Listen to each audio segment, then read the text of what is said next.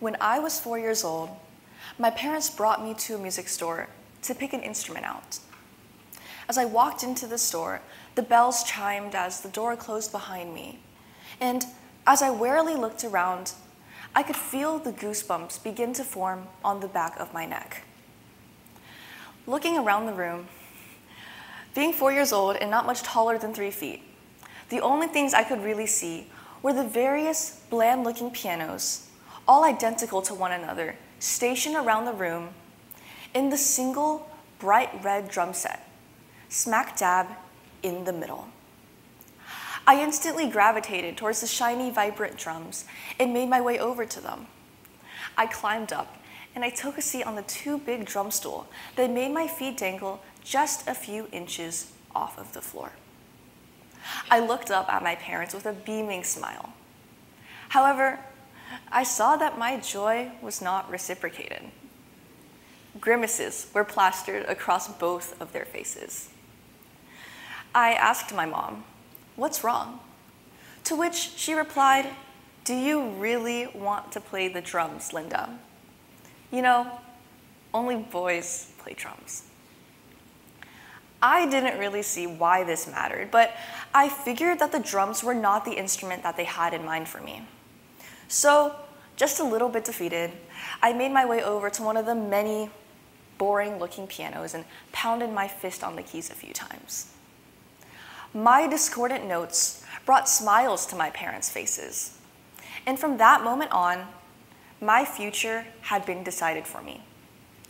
I was going to play piano. As soon as we got home, they signed me up for lessons, and when my first lesson rolled around just about a week later, I went fully ready and prepared to learn all the Mozart and Chopin the world had to offer. Instead, I was greeted with a beginner's book in the all too familiar notes of hot cross buns. Expecting beautiful melodies to roll off of my fingertips as I played, I was disappointed and didn't have much motivation to practice. However, my piano teacher had told my parents that I needed to be practicing at least 30 minutes a day. So, with images of grown-up me playing piano at Carnegie Hall in her head, my mom would make sure that I practiced from the moment her 30-minute timer started to the moment it rang. And if I didn't, no iPad time. Before piano, I was guaranteed some screen time if I simply behaved well. And now I have to practice as well. I was furious. I would spend at least 30 minutes of every day trying to get out of practicing piano, and then 30 more practicing in pure preschool fury after finding no way around it. And while 30 minutes a day does not seem like much time, it was time I most definitely did not want to spend playing piano. My complete lack of motivation when it came to practicing piano is representative of extrinsic motivation, sorry. You may have heard of the Lepper study, where students rewarded for drawing were compared to those rewarded after drawing. It was found that those rewarded for drawing began to draw only for the reward and quickly lost joy in the activity. This introduces a fascinating phenomenon, one that we can observe happen to me: the difference between extrinsic and intrinsic motivation. Practicing not for myself, but for external motivators like my parents or my music teacher meant that I too was falling into the same trap that the kids in the study did. I began viewing piano as a transactional activity. I put in my required 30 minutes of practice a day, and I got rewarded. However, as I aged, the things I wanted changed as well, and some simple screen time no longer worked as a bribe. Of course, over time, the pieces I played increased in complexity as my practicing did pay off, a little bit. But other than every few weeks when I would play a piece that I really liked, the passion really wasn't there. Over the course of 8 years, I learned what someone truly motivated could do in 1, And whenever the amount of time I had been practicing was brought up, I felt insanely guilty for not being at a higher skill level. As I watched friends who had started playing years later than I advance way beyond my skill level, I felt a sense of utter defeat.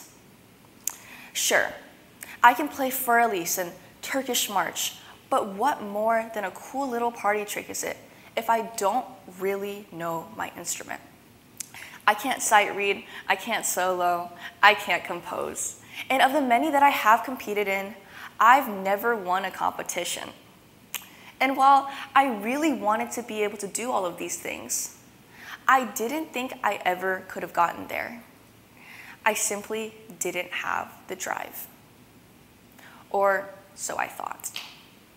Then one day, in the boredom of avoiding practicing piano, in the shared musical desire of everyone else my age at the time, which was obviously to be able to sing and play I Don't Know My Name with all the fervor of a future Grace VanderWaal, I dug up an old gift from the back of my closet.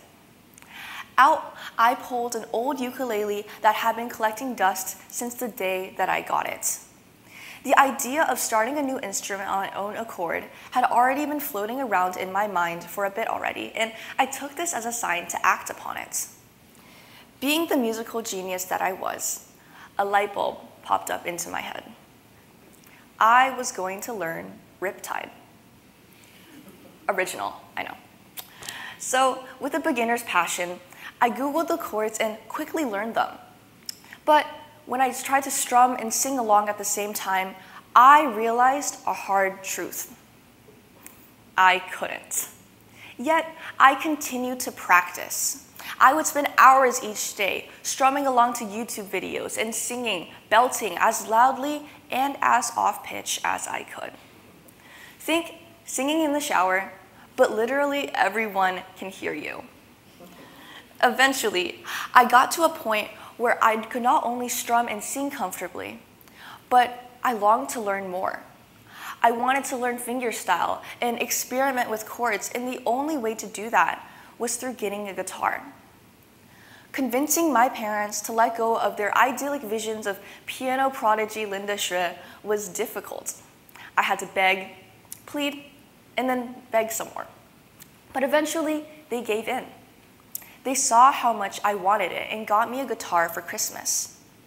Now, instead of struggling through 30 grueling minutes a day, waiting for the timer my mom set to finally go off, just so I could get my treasured screen time, playing guitar has become the reward. It allows me to lose track of time and forget about my responsibilities. There are no more competitions to win or pressure put on me to succeed and compete with others. I play only because I want to. Now, what is the most obvious distinction between me playing guitar and me playing piano? Well, it's my source of motivation. With guitar, I'm not playing because I simply strummed it a few times at the age of 4. I'm playing because I genuinely like it. This is the power of intrinsic motivation.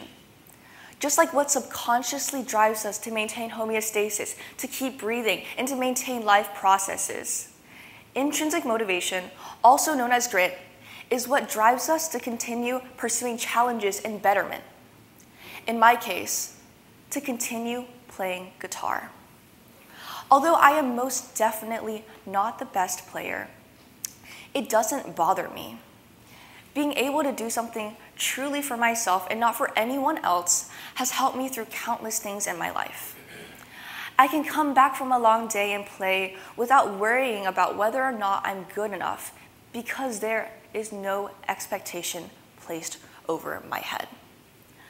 Playing guitar has provided me with a sense of freedom and accomplishment in its own special way. Even when all I could do was play Riptide on my dusty little ukulele, I loved it.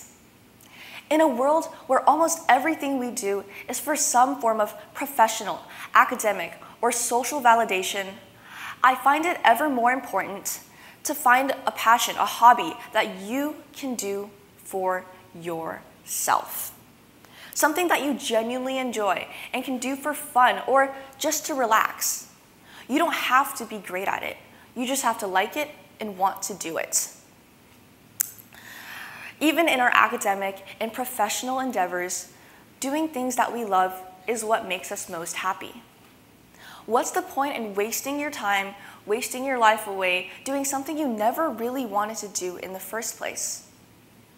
So, don't be afraid to let go of those first pounded piano notes in favor of doing something that you love. Who knows where it will take you? Thank you, guys.